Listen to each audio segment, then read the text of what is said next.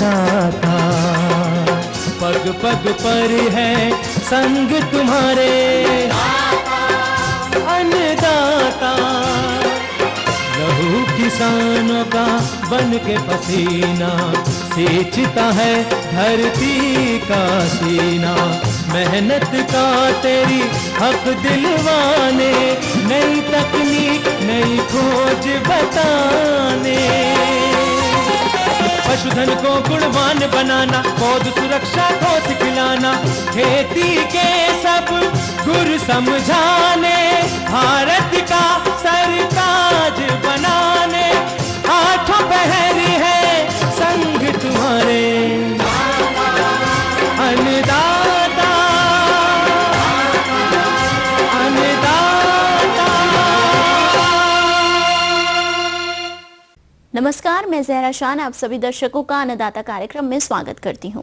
हर रोज की तरह कार्यक्रम में हम लेकर आते हैं खेती बाड़ी से जुड़ी हुई ढेर सारी जानकारियां। तो चलिए सबसे पहले देखते हैं क्या है विशेष आपके लिए आज के कार्यक्रम में।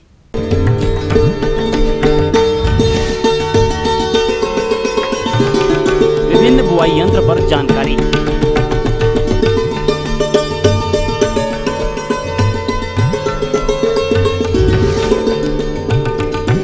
दुधारू पशुओं की उम्र निर्धारण पर जानकारी।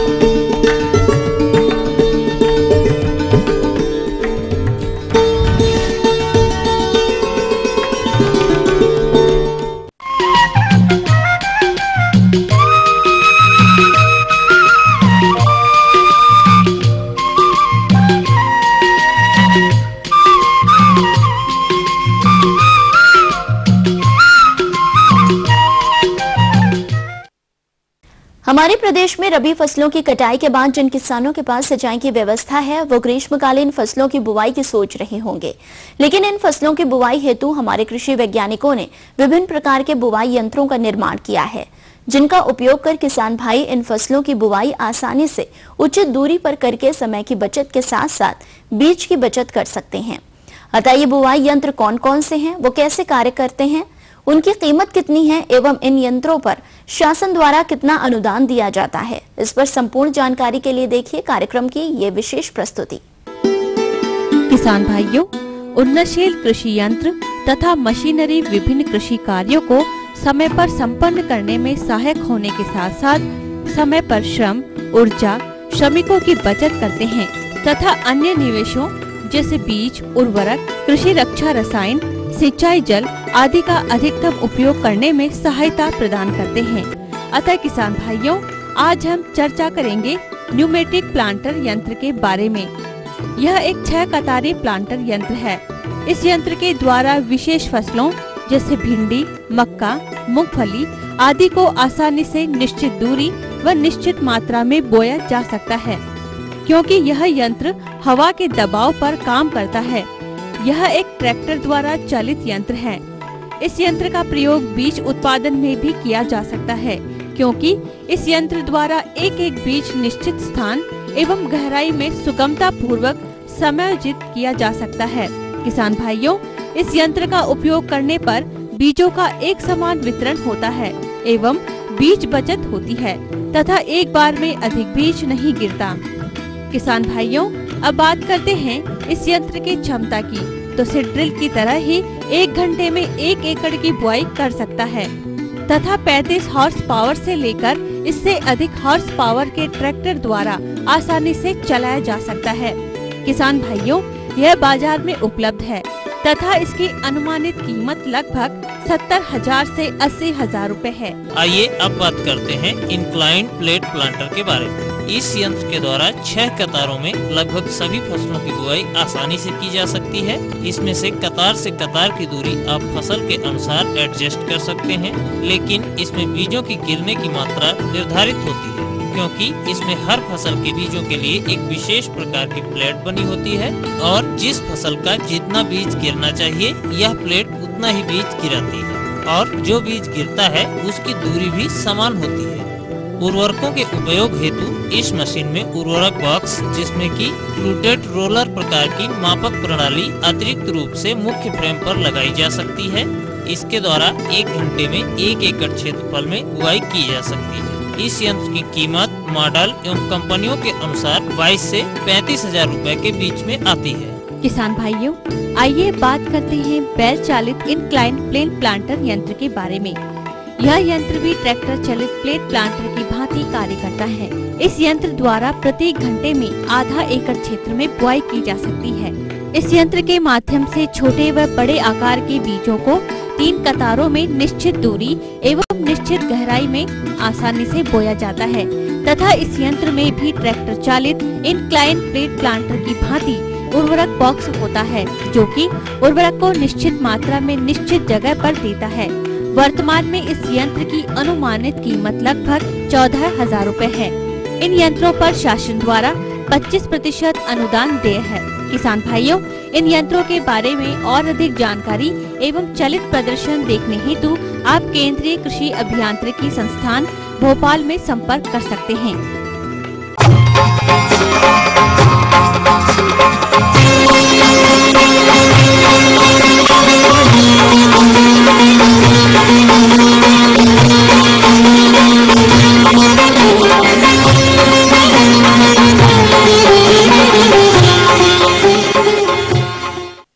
पशुपालन व्यवसाय में महत्वपूर्ण भूमिका अधिक दूध देने वाली दुधारू पशुओं की होती है, किंतु आज भी बहुत से पशुपालक पशु की सही उम्र की पहचान नहीं कर पाते हैं और जब वे पशु मेले से पशु को खरीद कर घर लाते हैं तो कम दुग्ध उत्पादन प्राप्त होता है, जिससे वे ठगी के शिकार हो जाते हैं। अतः पशु खरीदते समय उसकी उम्र की पहचान कैसे करें, इस विषय में जानकारी के लिए हमारे बीच उपस्थित हैं बिहार पशु चिकित्सा महाविद्यालय पटना के डॉक्टर राजेश।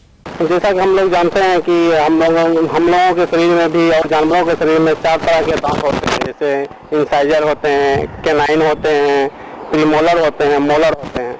उसी तरह से गाय भैंस में इंसाइजर दांत होता है, जिसको इंसाइजर कहते हैं, जिससे खाना चबाता है गाय भैंस। वो 8 दांत होता है, यानी कि 4 पेयर होता है। वो एक स्पेसिफिक पैटर्न में निकलता है और टूटता है। टूटने के जो पहला दांत होता है, जिसको हम लोग टेम्पोररी टीथ कहते हैं या दूध का दांत भी बोलते हैं, ये दांत एक स्पेसिफिक पैटर्न में निकलता है। बाद में फिर टूट जाता है, उसके जगह पे अस्थायी दांत निकलता है। उस दांत की गणना करके हम उम्र का पता लगाते हैं कि ये गाय कितने दिन का है या ये भैंस कितने दिन का है।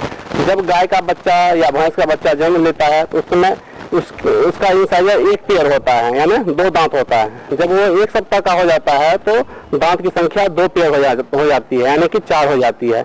इसी तरह से जब गाय 2 सप्ताह का होता है तो दांत की संख्या 3 पेयर हो जाती है, यानी कि 6 हो जाता है। इसी तरह से जब गाय 1 महीने की हो जाती है तो दांत की संख्या 4 पेयर यानी 8 हो जाती है। यानी जितना इंसाइजर होता है टोटल आ जाती है। उसके बाद इंसाइजर टूटना शुरू हो जाता है। कुछ दिन के बाद इंसाइजर जो दूध की दांत है वो टूटता है, उसकी जगह पे अस्थायी दांत निकल। जब गाय 2 से 2.5 साल के बीच होती है तो 1 जोड़ा अस्थायी दांत निकल आती है, यानी कि 2 इंसाइजर दांत आ जाती है। इसी तरह से जब गाय 3 से 3.5 साल की हो जाती है तो 2 जोड़ा इंसाइजर दांत आ जाती है, यानी कि 2 जोड़ा अस्थायी दांत आ जाती है, यानी कि टोटल दांत की संख्या 4 हो जाती है। इसी तरह से गाय की एज 4 से 4.5 साल होती है तो 3 पेयर इंसाइजर टीथ आ जाती है, जो कि अस्थायी होता है, यानी कि टोटल दांत की संख्या 6 हो जाती है।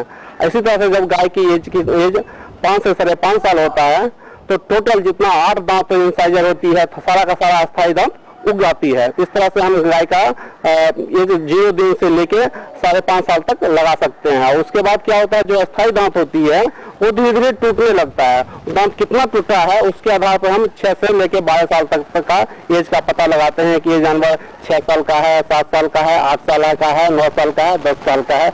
इस तरह से किसान भाई आप दांत देख के जानवरों की उम्र पता कर सकते हैं। एक दूसरा विधि भी है दांत पता करने का। एक जैसे आप लोग देखते होंगे कि गाय भैंस को सींग होती है, सींग में आप देखते होंगे कि रिंग होती है, एक रिंग आकार का स्ट्रक्चर होता है। वो देख के भी आप एज का पता लगा सकते हैं। जैसे मान लीजिए कि गाय के सींग में एक रिंग है तो उसका एज 3 साल हुआ, यानी कि पहला रिंग 3 साल पे आती है। इस तरह से आप जितना रिंग है उसमें 2 जोड़ते जाइए, गाय का एज पता चलते जाएगा।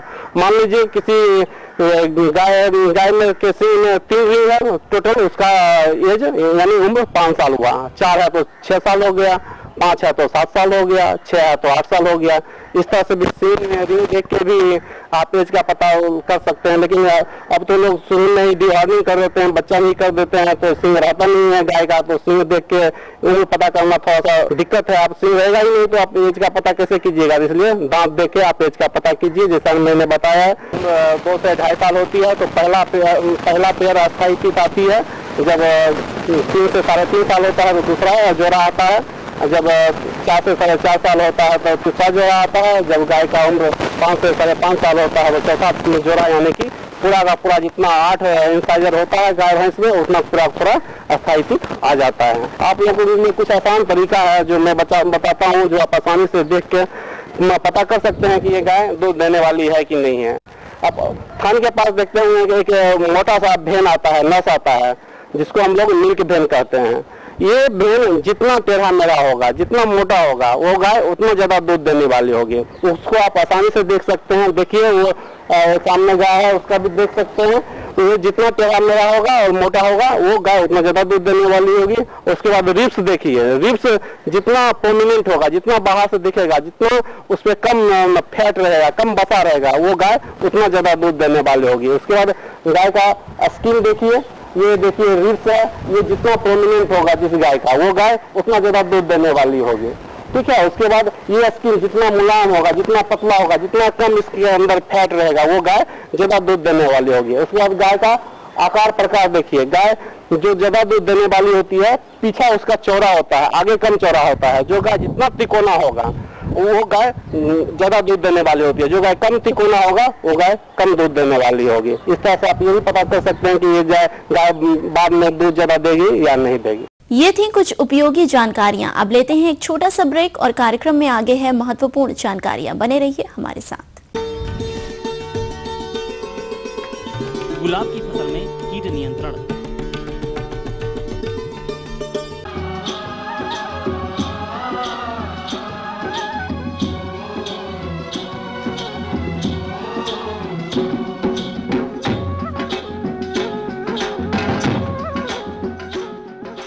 ब्रेक के बाद एक बार फिर से आप सभी दर्शकों का अन्नदाता कार्यक्रम में स्वागत है। बढ़ते हैं अगली प्रस्तुति की ओर।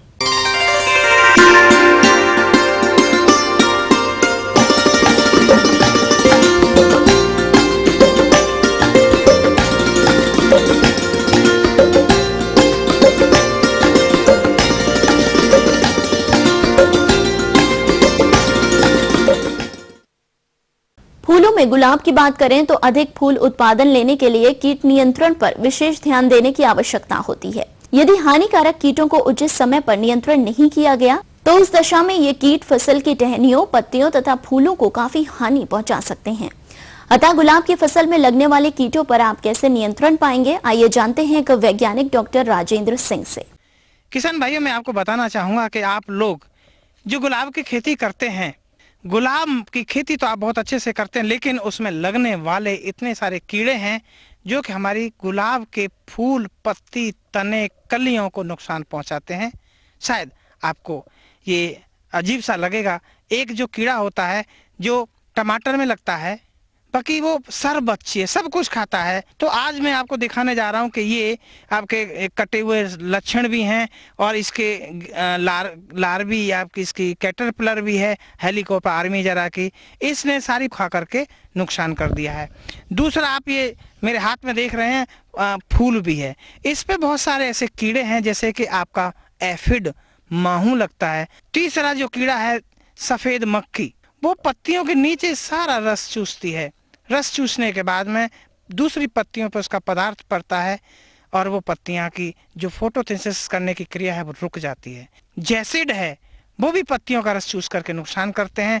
और जब हमारे गुलाब की कलियों में से जब रस चूस लिया जाता है तो हमारे गुलाब के फूल की जो क्वालिटी है वो दिन पर दिन घटती जाती है। तो मैं यहाँ आपको अब बताना चाहूँगा कि एक एक कीड़ा के बारे में जैसे मैंने बताया है, अब इसका समेकित नासी जीव प्रबंधन कैसे करें। हेलिकोपर आर्मीजरा की जो सुंडी जो पत्तियों को खाती है और नुकसान करती है, इसको सबसे पहले जहाँ पर हमारे किसान भाई गुलाब की खेती कर रहे हैं बड़े स्तर पर, तो वहाँ पर इस कीट का जो पौड़ है, क्योंकि कीड़े की 4 अवस्थाएं होती हैं, अंडा, सुंडी, प्यूपा और मोथ। जैसे तितली। अब आप इस तितली को देखने के लिए आपको गुलाब में कब आ रही है, उसके लिए एक फेरोमोन ट्रैप। फेरोमोन ट्रैप में मादा की गंध होती है, उस ट्रैप में सारे नर एकत्रित होकर के आ जाते हैं। जब नर नहीं होंगे तो उसके साथ मिलन नहीं होगा, मिलन नहीं होगा तो अंडे नहीं होंगे, अंडे नहीं होंगे तो सुंडी नहीं बनेगी, आपकी गुलाब की फसल सुरक्षित रहेगी।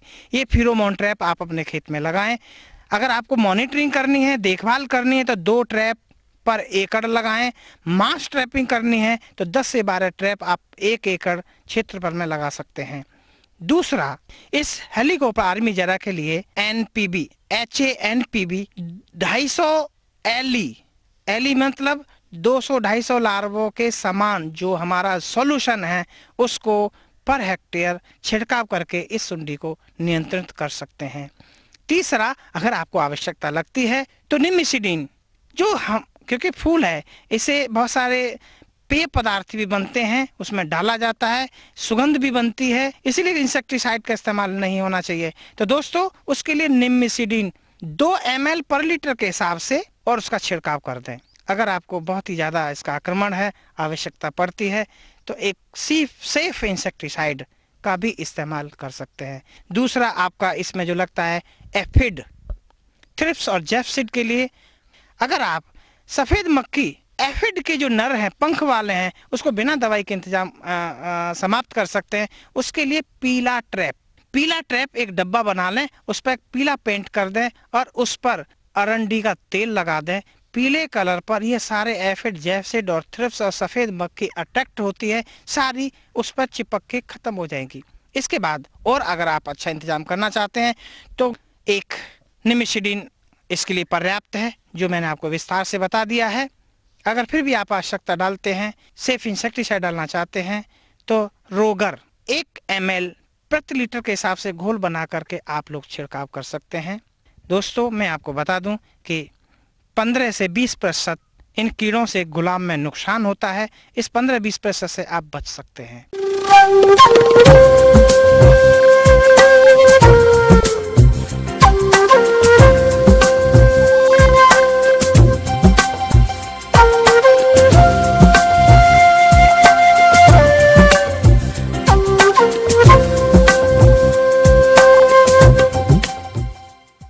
मौसम के अनुसार प्रबंधनों पर ही टिकी है आपकी खेती बाड़ी, इसलिए साप्ताहिक मौसम पूर्वानुमान और उस पर आधारित कृषि सलाह इस प्रकार है। राजेंद्र कृषि विश्वविद्यालय पूसा समस्तीपुर द्वारा भेजे गए मौसम पूर्वानुमान रिपोर्ट के आधार पर किसान भाइयों को सलाह दी जाती है कि बसंतकालीन ईख, शकरकंद, गर्मा सब्जी की बुआई के लिए खेत की तैयारी करें। कद्दू वर्गीय सब्जियों की अगेती फसल की पौध तैयार करने के लिए बीजों को पॉलीथीन के थैलों में उगाएं। पॉलीथीन के थैलों को पॉली घरों में रखें। अरहर की फसल जिसमें 50% फूल आ गया है, उसमें फली छेदक कीट से बचाव के लिए प्रोफेनोफास 50 सीसी दवा 2 मिलीलीटर प्रति लीटर पानी की दर से घोलकर छिड़काव करें।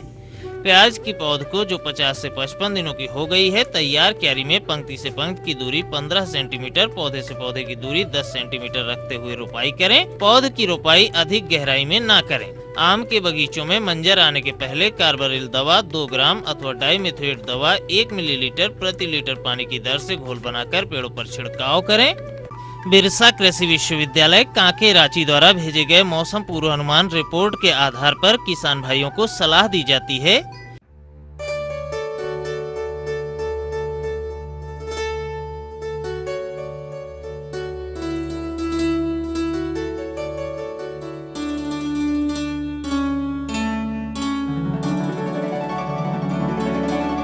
समय से बोई गई मसूर, चना, मटर की फसलों में फली आना शुरू हो गया है। अगर इनमें फली छेदक कीड़ों का आक्रमण हो रहा है तो कीटनाशी दवा मोनोक्रोटोफास का छिड़काव 1 मिलीलीटर प्रति लीटर पानी की दर से करें। अगर हरा चना या मटर तोड़कर बाजार में बेचना है तो फसल में जैविक कीटनाशी दवा डेल्फिन का छिड़काव 2 ग्राम प्रति लीटर पानी की दर से करें। अगाध से मध्यम किस्मों की आलू की फसल 80 से 120 दिनों में तैयार होती है। अतः किसान भाई अपनी फसल की परिपक्वता की अवस्था को देखते हुए खुदाई से 7 से 10 दिन पहले ऊपर का पत्ता काट कर हटा दें, ताकि आलू सख्त एवं उसका छिलका भी भली भांति परिपक्व हो जाए। ऐसे आलू को अधिक दिनों तक सुरक्षित रखा जा सकता है। आलू की फसल के बाद खेत खाली होने पर जिन किसान भाइयों के पास सिंचाई की सीमित सुविधा उपलब्ध है वे इस समय बसंतकालीन मूंग की खेती करें। अगर सिंचाई की असीमित सुविधा उपलब्ध है तो ग्रीष्मकालीन सब्जियां जैसे फूल गोभी, बंधा गोभी, टमाटर, भिंडी, बैंगन, मिर्च एवं लत्तर वाली सब्जियां जैसे नेनुआ, झींगी, कद्दू, कदीमा, खीरा, ककड़ी, तरबूज, खरबूजा इत्यादि की खेती करें। गर्मी की सब्जियों को लगाने का समय आ गया है, अतः किसान भाई जल्द से जल्द खेत की जुताई कर उसमें नेनुआ, झींगी, कद्दू, खीरा, कदीमा, ककड़ी, तरबूज, खरबूज एवं अन्य लत्तर वाली सब्जियों को थाले में लगाएं।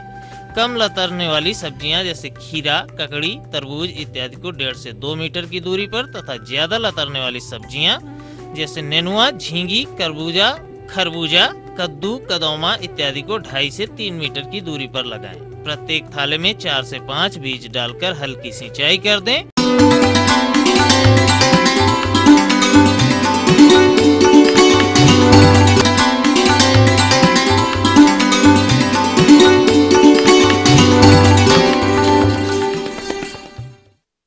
अन्नदाता हेल्पलाइन निशुल्क फोन संपर्क सेवा के माध्यम से आपके द्वारा पूछे गए प्रश्नों में से 1 या 2 महत्वपूर्ण प्रश्नों को हम अपने कार्यक्रम में शामिल करते हैं। इसी के तहत आज का चयनित प्रश्न और उसका जवाब इस प्रकार है। जिला मुजफ्फरपुर के कृषक रिंकू, आप अन्नदाता निशुल्क फोन सेवा के माध्यम से एक्वेरियम में मछली पालन तथा देखरेख प्रबंधन के बारे में जानकारी चाहते हैं।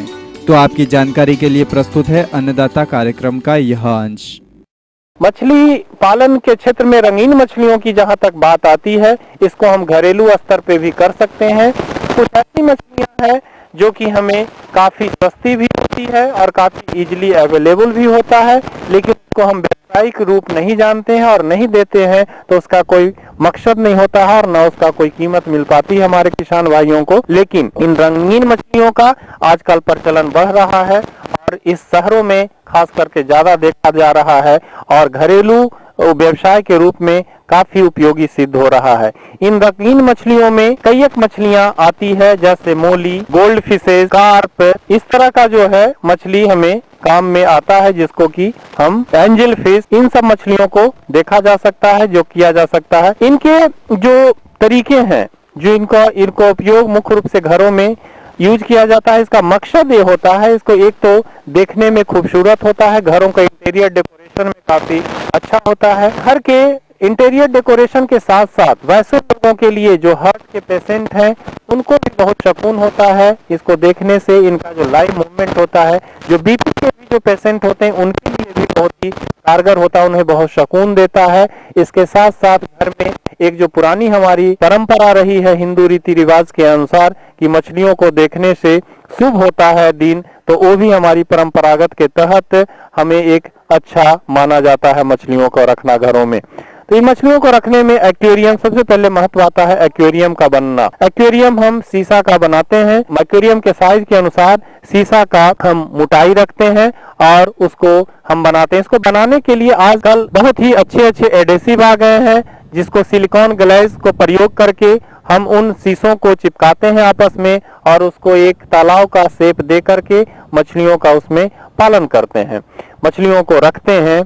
और रखने के बाद उसका फीड, बना बनाया फीड आता है जिसको हम प्रतिदिन उसको देते हैं। इसमें इसका भी ध्यान ये रखना होता है कि हम इसका पीएच जरूर मेंटेन रखें और किसी तरह का बैक्टीरियल इन्फेक्शन नहीं हो। इसके लिए हम, क्योंकि पानी एक एक्वेरियम में रोज बदलना बड़ा मुश्किल होता है और उसको ऑक्सीजन मेंटेन भी करना जरूरी होता है, दवाइयां देते रहते हैं। इसके साथ साथ जो एक्वेरियम के केस में जो सबसे ज्यादा ध्यान देने वाली बात है वो ये है कि इसकी पानी की सफाई, ब्रीडिंग कराना भी बहुत ही आसान और उपयोगी होता है, क्योंकि घरों में ही इसका ब्रीडिंग, इसके लिए कोई खास हैचरी, बहुत बड़े इंफ्रास्ट्रक्चर की आवश्यकता नहीं होती है, थोड़ा सा प्रशिक्षण लेने की आवश्यकता है और इसको सीख करके घरों में ही इसका हैचिंग कराई जा सकती है और इनको बहुत ही अच्छे दामों पर इसकी बिक्री की जा सकती है। अभी देखा जा रहा है, अगर मैं बिहार के परिप्रेक्ष्य में मैं बात करूं तो यहाँ पे रंगीन मछलियों का हैचिंग कराने की बहुत ज्यादा प्रचलन में नहीं है। अभी हमारे यहाँ जो फिश आती है या तो बंगाल से आती है या फिर साउथ से आती है,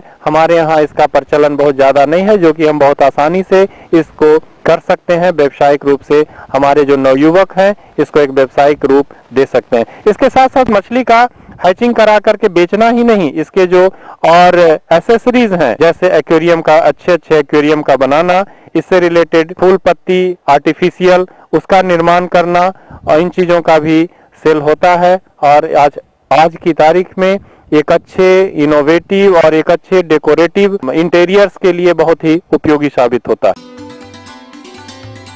जिला पटना के कृषक अमरजोत, आप अन्नदाता निशुल्क फोन सेवा के माध्यम से गेहूं की कटाई विधि के बारे में जानकारी चाहते हैं, तो इस हेतु देखिए कार्यक्रम का यह अंश।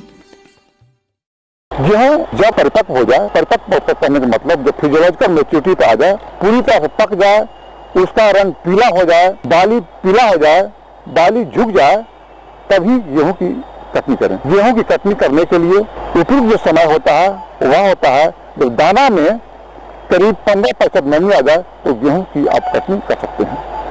गेहूं की कटनी करने का सबसे जो अच्छा समय होता है वह सुबह का समय 5 बजे से लेकर के 8-9 बजे तक, जिससे कि गेहूं की बाली झड़ नहीं सके। यदि आप लेट समय से गेहूं की कटनी करते हैं तो उसमें बाली झड़ेगी। इसी सावधानी बरतें कि गेहूं की कटनी आप सुबह में करें। गेहूं की कटनी के लिए 3-4 विधियां होती हैं। पहली तो होती है कि हंसुआ के द्वारा भी आप गेहूं की कटनी कर सकते हैं, जिसमें कि श्रमिक अधिक लगते हैं, वह खर्चीला भी होता है। दूसरा, बहुत सारी मशीनें भी आ गई हैं जिनका की प्रयोग आप गेहूं की कटनी में कर सकते हैं। जैसे रीपर करके एक मशीन आता है जिसे आप अपने कुबोटा में जोड़ करके और उससे रीपर से भी आप गेहूं की कटनी कर सकते हैं। दूसरा, हार्वेस्टर होता है जिससे भी आप गेहूं की कटनी कर सकते हैं। एक और कंबाइन होता है जिसमें कि गेहूं की कटनी के साथ साथ उसका दौनी हो जाता है। गेहूं की कटनी के बाद जो दूसरी व्यवस्था आती है वह है गेहूं की दौनी। गेहूं की दौनी करने के लिए थ्रेशर मशीन सबसे उपयुक्त होता है। उसके प्रयोग से यहाँ पर आपके समय की बचत होती है, कम समय में अधिक काम कर सकते हैं, वहीं पर यह इकोनॉमिकल भी होता है, इसमें लेबर कॉस्ट भी कम लगता है। दौनी के बाद नेक्स्ट अवस्था जाता है वह है भंडारण। भंडारण करने के लिए गेहूं के दाना को अच्छी तरह से धूप में सुखा दें और गेहूं के भंडारण उस समय करें जबकि गेहूं के दाना में करीब 10% नमी रह जाए। इसकी पहचान करने का तरीका आसान तरीका है कि गेहूं के दाने को अपने दोनों जबड़ों के बीच में रखकर दांत से काटें। यदि कट की आवाज के साथ यदि कट जाता है तो समझ जाए कि गेहूं में जो मॉइस्चर है, नमी है, वह भंडारण करने के लिए उपयुक्त है। गेहूं के भंडारण करने के लिए एक सुधरी हुई कोठला भी आती है, उसमें भी गेहूं की भंडारण की जा सकती है। कीट भंडारण के दरमियान कीड़ा मकोड़ नहीं लगे, उसके लिए एक EDB एम्पुल करके कीटनाशी दवा आती है। उसका एक एम्पल जो कि 3 ml का होता है प्रति क्विंटल वायुविद कोठला में प्रयोग कर सकते हैं। गोडाउन में यदि चूहे का प्रकोप हो गया हो तो उसे नियंत्रण करने के लिए आप जिंक फॉस्फाइड और सत्तू या आटा का मिश्रण बना करके उसे छोटी छोटी गोली बनाने के लिए 25 ग्राम की गोली जो मिश्रण बनाएंगे उसमें जिंक फॉस्फाइड का 1 भाग, सत्तू या आटा का 40 भाग होगा। दोनों मिला करके उसमें तीसी का तेल मिला दें और छोटी छोटी मटर के दाना के बराबर गोली बना लें और चूहे के आने जाने का जो रास्ता है उस पर रात में रख दें, तो इस तरह से चूहा आएगा और उसे खाएगा और मर जाएगा। इस तरह से आप गोदाम में चूहा का नियंत्रण कर सकते हैं। इस तरह से मैं समझता हूँ कि किसान भाई इन बातों को ध्यान में रख करके आप कम खर्च में आसानी से कम समय में गेहूं की कटनी एवं दौनी कर सकते हैं। हम ये उम्मीद करते हैं कि आज का कार्यक्रम आप सभी दर्शकों के लिए उपयोगी रहा होगा। किसान भाइयों, अन्नदाता आपकी सेवा के लिए संकल्परत है। कृषि संबंधित समस्या एवं सुझाव के लिए आप हमें इस पते पर संपर्क कर सकते हैं। प्रोड्यूसर अन्नदाता, ETV Bihar Jharkhand, Ramoji film city Hyderabad 501512। साथ ही आप हमें ईमेल भी कर सकते हैं। हमारा ईमेल है annadatabihar@etv.co.in। इसके अतिरिक्त आप हमें निःशुल्क हेल्पलाइन नंबर 1800-425-4085 पर दोपहर 2 से 3 बजे के बीच संपर्क कर सकते हैं। फिलहाल अन्नदाता की पूरी टीम को इजाजत दीजिए। कल फिर इसी समय आपसे मुलाकात होगी कृषि संबंधित कुछ और रोचक जानकारियों के साथ। नमस्कार।